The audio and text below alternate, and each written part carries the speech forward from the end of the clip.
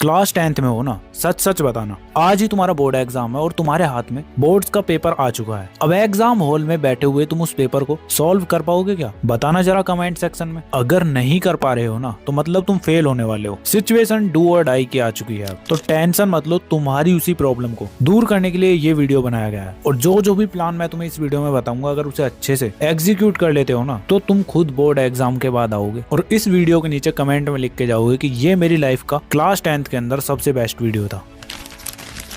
So hi everyone, this is Mukul Bhardwaj और आज की वीडियो में हम बात कर रहे होंगे क्लास 10th के डू और डाई प्लान की। बिकॉज ये लास्ट टाइम आ चुका है, हर कोई वीडियो बना रहा है कि ये कर लो वो कर लो, बट इतना सब कुछ बच्चा करेगा कहाँ से? तुम्हारी सिचुएशन बहुत अच्छे से समझ सकता हूँ मैं, इसीलिए ये वीडियो एकदम प्रैक्टिकल रहेगा। सबसे पहले मैं तुम्हें 4 मिस्टेक्स बताऊंगा जो मेजोरिटी बच्चे इस टाइम पर कर रहे हैं। उसके बाद मैं तुम्हें 3 गेम चेंजर थिंग्स जो तुम्हें तुम्हारे बोर्ड एग्जाम में मार्क्स लाने में हेल्प कर रही होगी। और फिर लास्ट में सबसे इंपॉर्टेंट डू और डाई डेली साइकिल, मतलब वो बचे हुए दिनों में किस तरह से तुम्हें डेली पढ़ना है वो सब। तो स्टार्टिंग करते हैं तुम्हारी मिस्टेक्स से। Random study. अब मेजोरिटी बच्चों का क्या रहता है कि आज यार मूड नहीं है, आज मैथ्स पढ़ लेता हूँ, साइंस कल पढ़ूंगा, या चल छोड़ परसों एसएसटी पढ़ लूंगा, ये टीचर तो बहुत गंदा पढ़ाता है, इससे नहीं किसी और से पढ़ता हूँ चलो। अब अगर तुम ऐसी थिंकिंग रखते हो ना, तो तुम्हारा कुछ नहीं होने वाला। रैंडम स्टडी एकदम बंद कर दो। ऐसा करने से तुम्हारी पढ़ाई बिल्कुल भी नहीं होने वाली, उल्टा तुम्हारा दिमाग थकेगा। और ये मिस्टेक्स इसीलिए इंपॉर्टेंट है, अगर तुम्हें यही नहीं पता होगा ना, तो तुम गलतियां करोगे ही करोगे। अब सेकंड मिस्टेक है तुम्हारी सिर्फ लेक्चर देखना।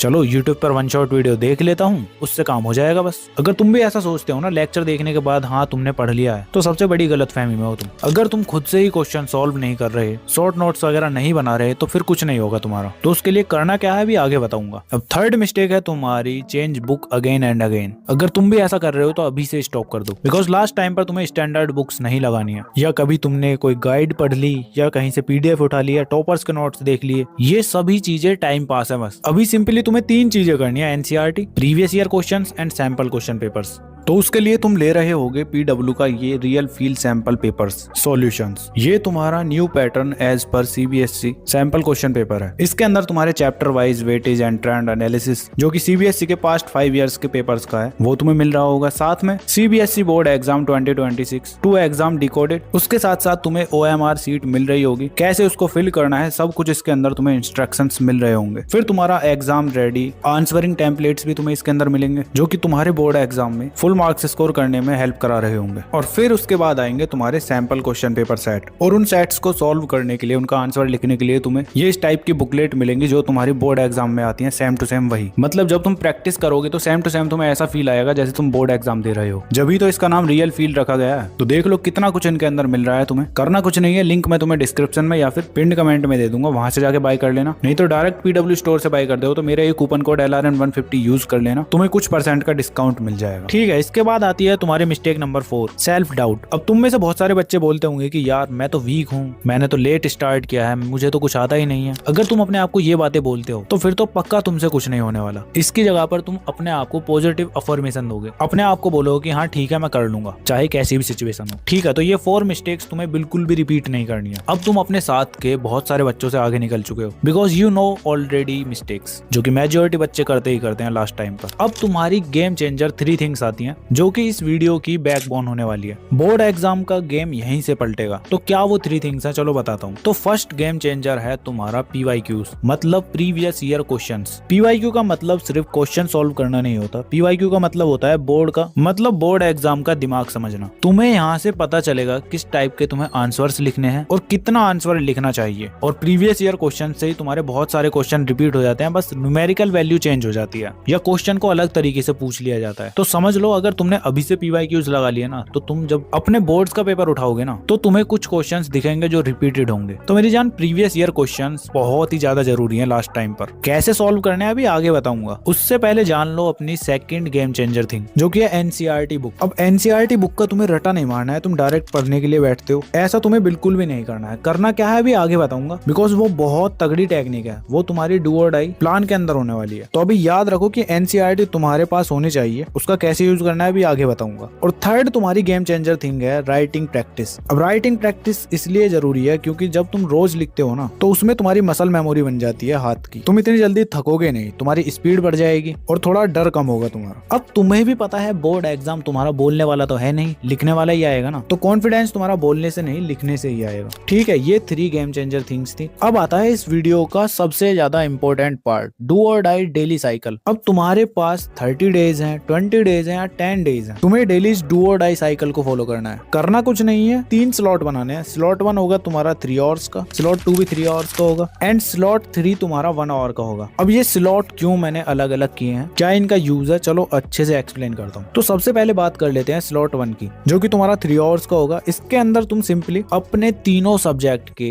मतलब मैथमेटिक्स के, साइंस के और सोशल साइंस के 1 शॉट लेक्चर अटेंड करोगे। 1 घंटा तुम्हारा साइंस का होगा, 1 घंटा मैथमेटिक्स का और 1 घंटा सोशल साइंस का। और 1 शॉट लेक्चर अटेंड कैसे करना है उसकी भी तुम्हें टिप्स दे देता हूँ, तो ध्यान से सुनो। जैसे तुम इस वीडियो को 1.5x पर देख रहे हो ना, ऐसे ही तुम्हें अपना लेक्चर अटेंड करना है। 2x पर मत कर देना, उससे तुम्हें घंटा कुछ समझ नहीं आने वाला। और हाँ, वीडियो को पॉज जब ही करना जब तुम्हें कुछ समझ नहीं आए, वरना लेक्चर तुम्हें चलते ही रहने देना है। और साथ साथ छोटे छोटे नोट्स बना सकते हो, मतलब कीवर्ड्स वगैरह लिख सकते हो बस। मतलब 1 शॉट लेक्चर देखने का गोल तुम्हारा परफेक्ट होना नहीं है, बस उस चैप्टर को समझना है कि इस चैप्टर के अंदर क्या क्या चीजें हैं। ये सब तुम्हारा 1 शॉट लेक्चर की हेल्प से हो जाएगा। मतलब कि लेक्चर तुम्हारा बस बेस बनाने के लिए है, मार्क्स निकालने के लिए नहीं है। उसके लिए क्या करना है चलो अच्छे से बताता हूँ। अब तुम्हारा आता है सेकंड स्लॉट, ये भी तुम्हारा 3 आवर्स का है। इसके अंदर तुम्हें सिंपली क्वेश्चंस की प्रैक्टिस करनी है और वो बोरिंग तरीका यूज नहीं करोगे, एकदम नया यूनिक तरीका है, इसको तुम्हें यूज करना है। करना कुछ नहीं है, इन 5 स्टेप्स को फॉलो करना है।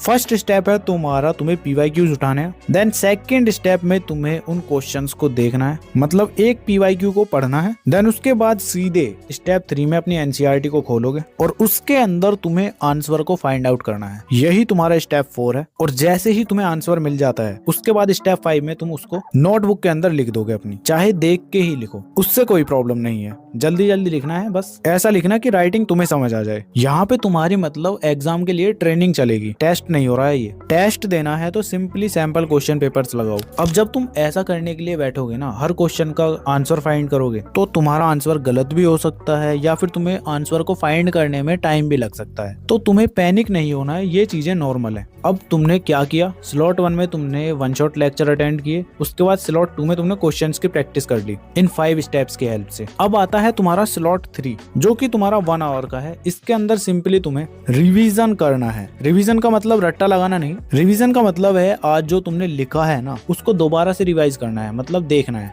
मतलब कि पूरे दिन तुमने जो चीजें पढ़ी हैं ना उनको अच्छे से देख लो, बस हो जाएगा तुम्हारा रिवीजन। और साथ के साथ तुम्हें माइंड मैप नोट्स भी बनाने हैं, मतलब जो चैप्टर तुम खत्म करते हुए जा रहे हो ना उसके तुम माइंड मैप नोट्स बना लेना। उसके अंदर तुम्हारे कीवर्ड्स होने चाहिए, हेडिंग्स होनी चाहिए और डायग्राम्स, बस शॉर्ट नोट्स टाइप अपनी नोटबुक को रेडी कर लेना, उससे तुम्हारा रिवीजन बहुत अच्छा होगा। ठीक है, और हाँ, वीडियो पर अभी तक बने हुए हो ना तो तुम हो तो सीरियस अपनी स्टडी को लेकर आओ, बिकॉज बहुत सारे बच्चे इस वीडियो को देख लेंगे लेकिन प्लान को फॉलो ही नहीं करेंगे। बट मुझे भरोसा है तुम पक्का फॉलो करोगे और उसकी स्टार्टिंग तुम कमेंट सेक्शन में डू और डाई कमेंट करके कर रहे होगे। बाकी वीडियो कैसा लगा ये भी बता सकते हो, बिकॉज आज की वीडियो के लिए इतना ही था। तुम्हें अपनी स्क्रीन पर ये वीडियोस भी शो हो रही होंगी, तुम इनको भी देख सकते हो। बाकी चलो मिलते हैं नेक्स्ट वीडियो में, तब तक के लिए keep learning, keep studying and keep smiling.